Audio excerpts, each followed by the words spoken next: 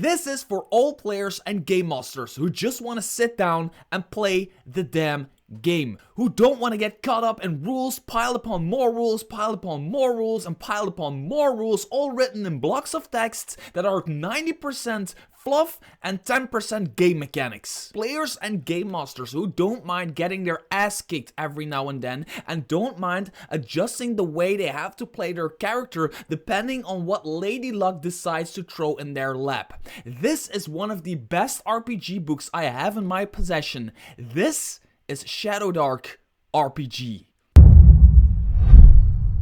Hi there fellow roleplayers and game masters, my name is Mr. Drosk and I want to immediately jump into action because that is actually what this RPG was built for, to get you in the action as fast as possible. And this is the full book, this is the Shadow RPG 332 pages full book that I've gotten from Chelsea. I'm so absolutely grateful for that. It is like 99.9% finished or something like that. I don't know, it could be like 90 or 95 or 95.5, I don't know.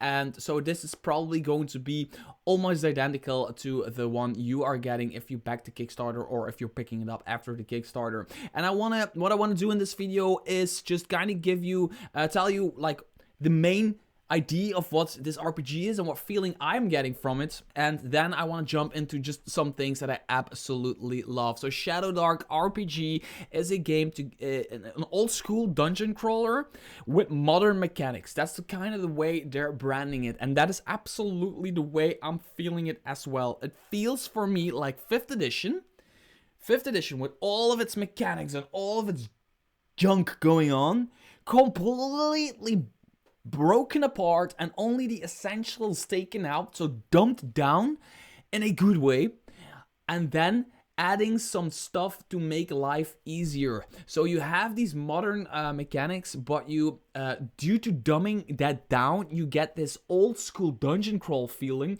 but due to adding some new elements, you also get a fresh feeling. So it feels old school and fresh at the same time. And I kind of compare this to driving, say, a classic car, let's say a Shelby Mustang from 69. They made them in 69, right? It was the first year, I don't know. In 69, Shelby Mustang. If you drive a stock Shelby Mustang right now in today's traffic, especially in Europe, it's a pain in the ass. It's a wonderful, absolute amazing machine of a car, but it's a pain in the ass because it has no like steering aid and brake aid. It's just an old car, and modern traffic is just not like, it's an awesome car for its time, but it's just not up to today's standards, right? But if you would take that same car stock, but you like updated the I don't know, the transmission, and maybe do some things with the tires and the rims and some better brakes and some better seat belts, maybe a better steering wheel, all of that stuff, the short shifts, all of that stuff, you might end up having a Shelby Mustang that feels like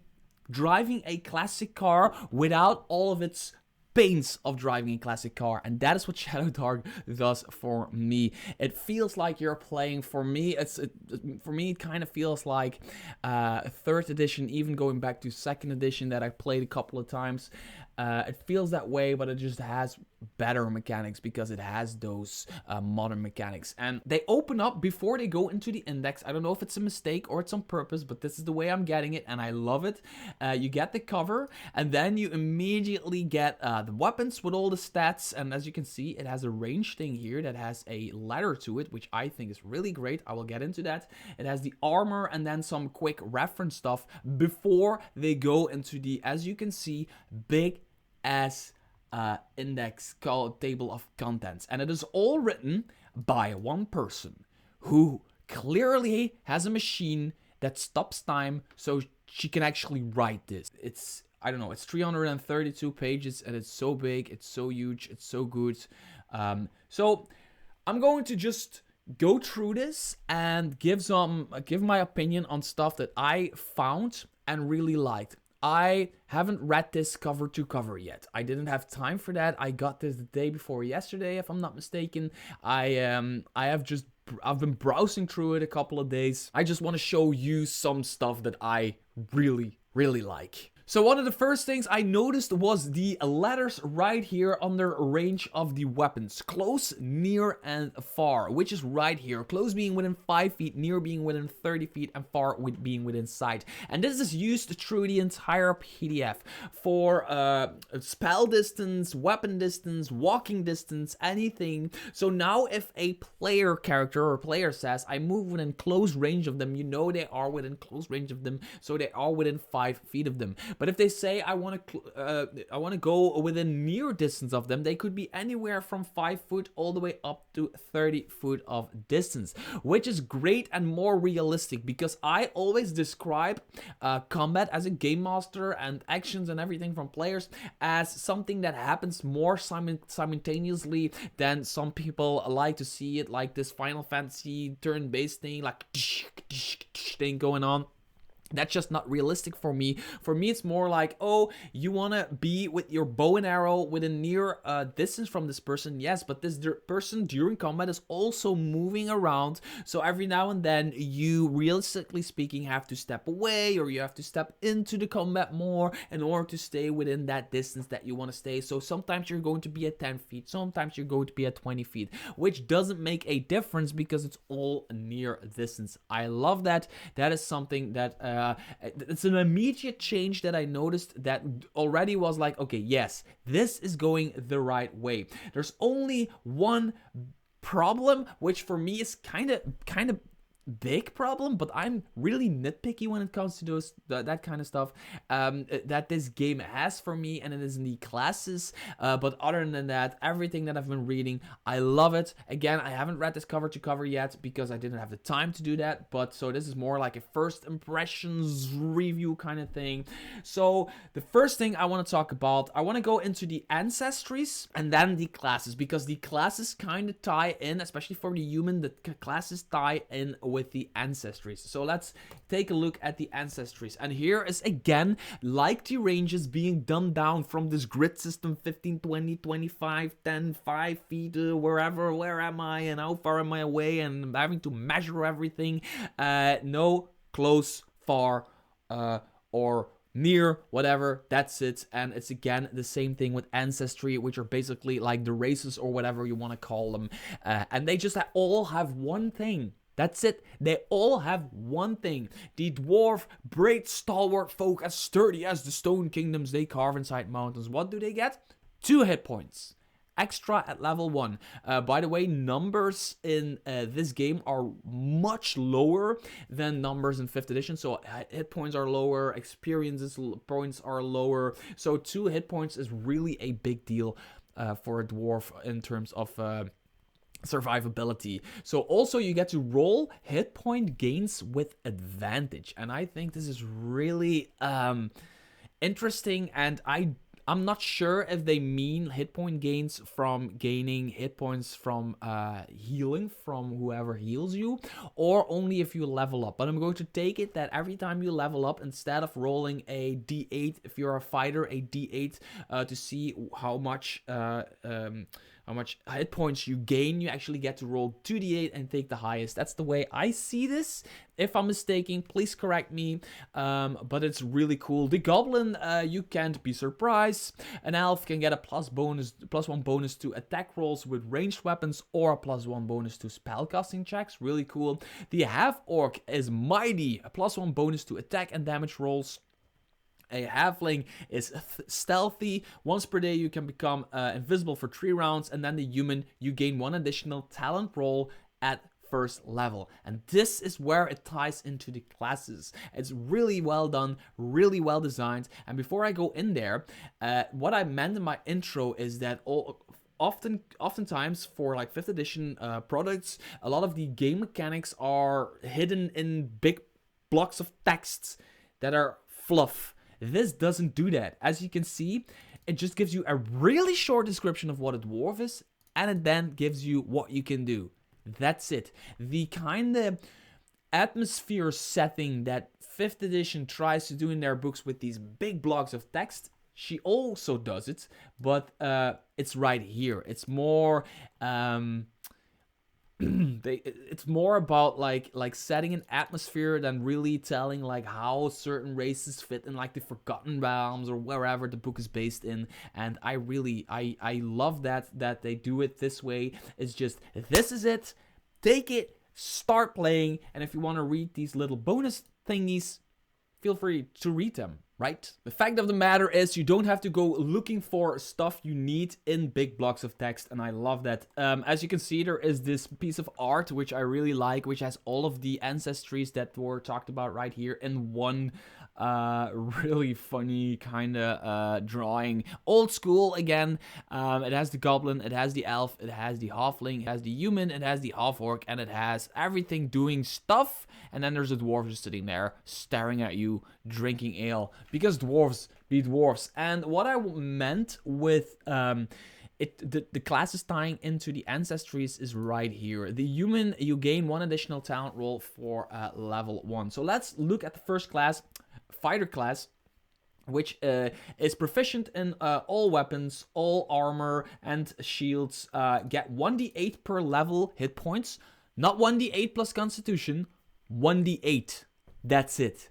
Not plus constitution. Your constitution still helps you in how fast you die, how long you can hold your breath, how long you can walk without getting like exhausted, all of that stuff. Your constitution's still good for that, but it doesn't give you extra hit points. So also it doesn't say you can take a 5 on your hit die or a 6 or whatever it is with a d8. You can't, because that's not, this game is more about what Lady Luck decides to give you, right? So if you roll a 1 on level 2 but you roll an 8 on level 3, you're kind of balanced out, but you might be like weaker through level 2, which I really like. I've always loved it when people needed to roll for their ability scores, for their hit points.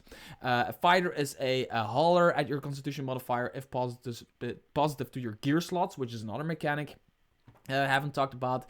Choose one type of weapon, such as long swords. You gain a +1 attack and damage with that weapon type. In addition, add half your level to these rolls. Really powerful. Let's say you take sword.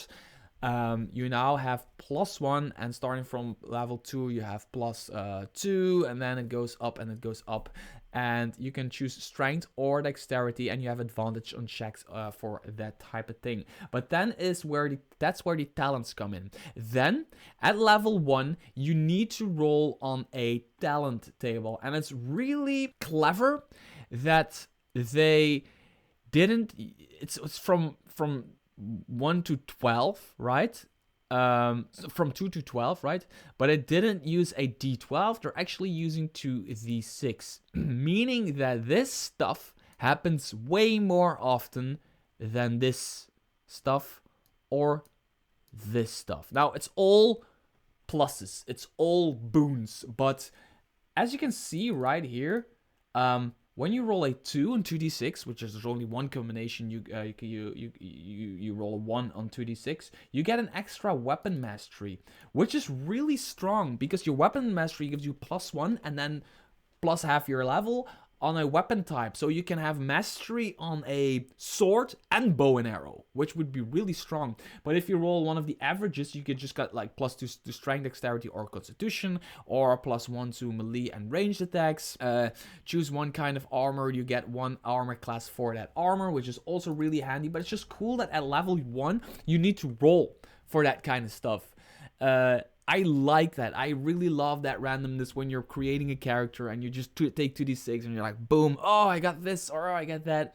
And if you already had that, your game master might say like, okay, that was for your first character, for your second character, to take another one, because I don't want you to play the same character, have to play the same character again and again and again. Then there is the priest class. So this is the fighter right here. Excuse me, my voice is kind of disappearing. I don't know why. Priest class again. So this is the class. This is it. This entire page is the fighter class, right?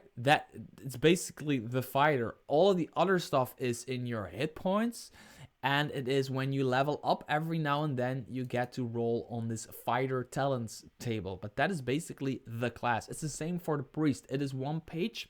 Of course there's spells and everything for the priest, but they also get these talents. Then they get okay, there's 2 pages, priest spell slots, which has some cool artwork for turn on that artwork. There's a spell slot thing that we know, although the spell casting works different and way cooler and more old school feeling than in 5th edition, and I love that. Oh, sorry. And then there is a problem that I have, and it is right here. Thief class.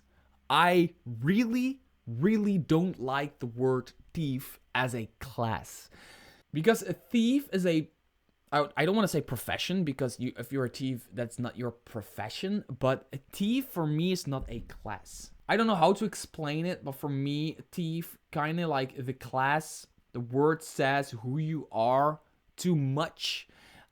And everybody who wants to be sneaky about combat and sneaky about stuff needs to be a thief. I really don't like that. The word rogue was better, but not perfect, but better, but not perfect, but better. But other than that, I think the thief is just, for me, it doesn't do it. It shouldn't be called thief ever. And then there is the wizard class that we all know and love, and as you can see, they only gain 1d4 hit points per level, which is really funny, because this game is really dangerous. It's all about that dangerous dungeon crawl thing where players might start as a particular group, go into a dungeon, and come out as an entirely different group, because people have been dying. It's like a band losing members and then getting new members, but then in the end, like, there's only like one founding member might have remained, or even no founding members might have remained. That's basically what this game is all about. And again, they can cast spells, and then they go into background, there's alignment, there's DTs, all of that stuff in here. It's really cool. They also go into titles, where if you level up, you get a different title for lawful, chaotic, and neutral alignments. Languages are in here, starting gear, everything that you need with their gold prices, all of that stuff. Even character names for you if you want to roll a completely random character. You can roll a d20 to see what their name are, and then there is a random character generator even, which is also really cool. So as you can see, this is the advancement table, and you only need 10 XP for a level 1. Yes, you can get to level 1, because you can also, there's also options in here to start at level 0, but 10 XP is level 1. Going to 2 XP is level 2 is 20 XP all the way up, and you get to roll on the talent table every time that you see a +1 right here. Except for the human, they get to roll an additional time right here, which is really cool. So they get that extra roll. They increase their hit points, they get a talent roll, and then you can also create random characters with this system where they say roll your stats, roll your background, roll your class talents, and as normal, then your roll your ancestry if you want, your class, so you can make this completely random. So let's see, I have a d12 right here, so let's see what I get.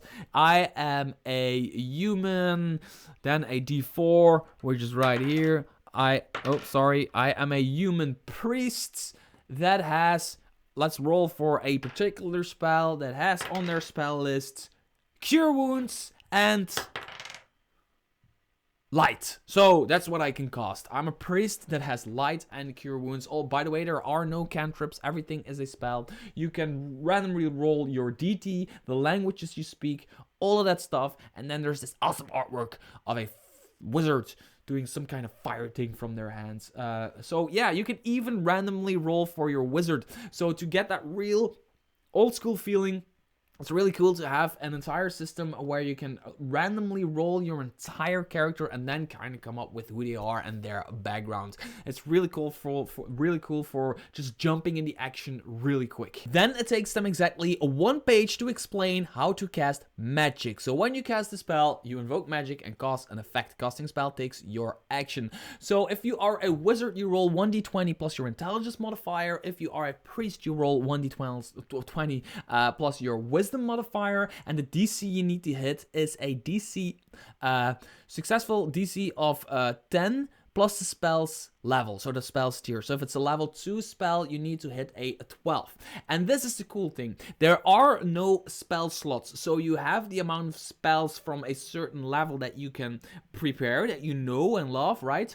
But there are no spell slots as in, right, okay, I've now cast 2 level 3 spells and I cast a level 1 spell. No, every time that you cast a spell, you need to make the check.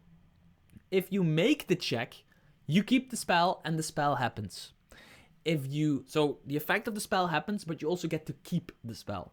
Then, if you fail the spell casting check, the spell does not take place, the spell does not take effect, and you can't cast this spell again until complete a rest. So you can only...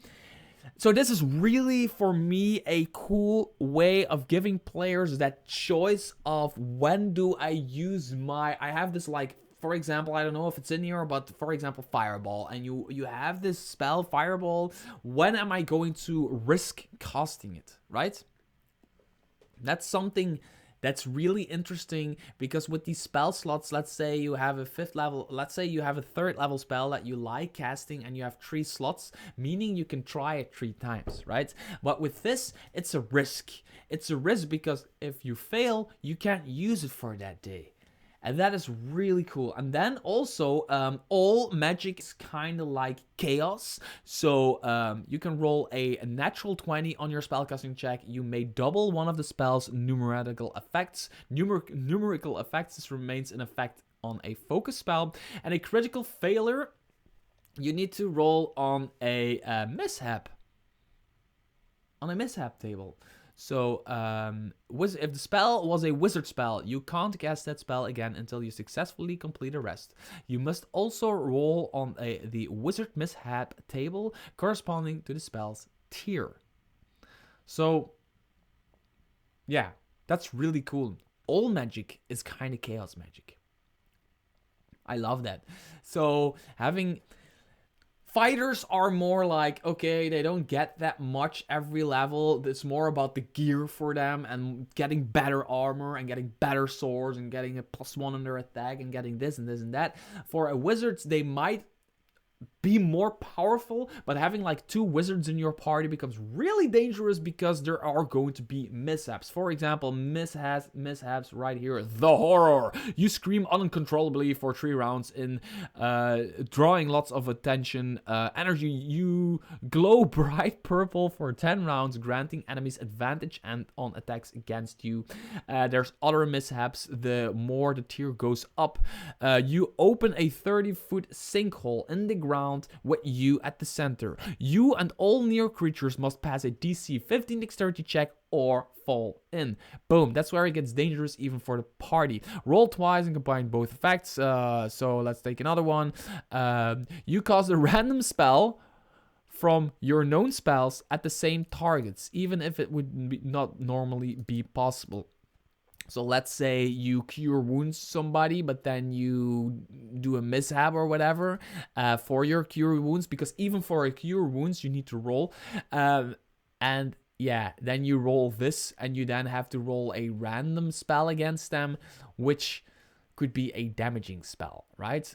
Really well. There's others here. You lose the ability to cast all spells of a random tier until you complete a rest. All of that stuff, I absolutely love it. So focus is kind of like concentration in this game. Other than that, the spell casting is really straightforward. You just have a priest spell list and you have a wizard spell list, and that is it. It goes up by tier, and these spells are right here: Acid Arrow, Alter Self, Animate Dead, Burning Hands, and Anti-Magic Shell, Augury, Charm Person, Cloud Kill, Detect Magic, Cure Wounds. I don't know. So a number of d6s equal to 1 + 1, 1 plus half your level for healing, Fabricate, Fixed Object, Hold Monster, Heal, Judgment. There's a bunch of spells in here, and there's even artwork for certain spells. So other than that, the spellcasting works pretty straightforward, but it is just one of those really high risk, high reward situations that we know and love from old school RPGs. So we're already about half an hour into this video, and I've only been able to talk about the characters section, which is this section of this entire book. As you can see, it's 323 pages thick. 333 if you have to believe my software. It is filled with really grim and cool artwork, and there's way more stuff going on. Now, if you like this video, I will go deeper into other stuff, but I wanted to talk more about the mechanics first in my first video about Shadowdark. But for example, just going over what there is an entire section on gameplay. Now, if you are familiar with tabletop RPGs like 5th edition, this is not going to be new for you. Luck tokens are basically the same thing as inspiration in 5th edition, but you can re-roll instead of roll with advantage. There's stuff about combat, overland travel, initiative, and just the way they describe it also suggests you already know what's going on, because it is so, there's, for example, I just want to use something, I don't know, luck tokens. Let's just click it. That's all there is, right? Oh, it's not the right thing. Anything is just explained in these really short paragraphs. It's just like how you need to play the game, the GM turn, what that is, initiative, what that means, what an encounter is, talking about light sources. All of that is just, it's not within a certain text that is more fluff and you need to go find it. No, it is just, this is it. Deal with it. Then there's entire like game master's guides, which I always love in these kinds of books, because although it's been done before a lot of times, there's always new information to be found there, new tips, new tricks, to the point stuff, running the game, you're not the enemy, set the tone, let there be darkness, hazards, traps, a warning, experience points, NPCs. Then there is a shit ton of random encounter tables you get to use against your players for the desert, forest, castle district, deep tunnels, jungle, low district, ocean, just picking out a few, tavern, swamp.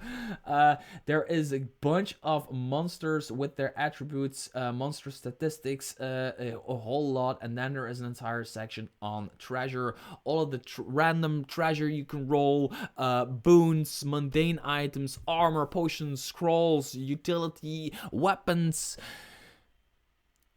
There is so much to get into with this video that is just too much to talk about in one freaking video. So let's just click here. For example, a tavern encounters. A cloaked man at the door asks to be invited in.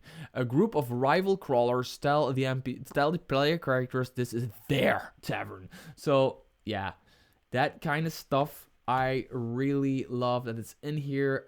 For also like the gameplay stuff, there's a lot of useful stuff in here, like random rolling tables to create like what you're trying to bring over, especially in like the game master section. There's a lot of stuff going on. Settlement maps, just clicking a few random things. Where you can randomly kind of create like your settlements the same way those books from Nord Games and Kobold Press does, but then more contained, to just give you some random stuff that you can use as a game master. Yeah, it is. There's a name generator for a tavern. You know what? Let's roll a random tavern real quickly. A 1. The Crimson Camel. The Crimson Camel is known for ancient tunnels in the cellar. And there's the same thing for shops. There's the same thing for everything. Arctic stuff, man. There is so much going on in this book that I still can't believe it is all written by Kelsey and Kelsey alone. Yeah. And for now, I'm gonna leave it right there. If you like this video about Shadowdark and you want to get more insight in the book and you want me to talk about it more and give my opinion on more parts of Shadowdark RPG, make sure to hit it up in the comments below. Tell me what you want to know, ask me some questions, hit thumbs up, subscribe, do everything you need to do in order to make me make more Shadowdark RPG content, because if you guys are out there who like this RPG or want to know more about this RPG, please tell me. And until next video, bye bye.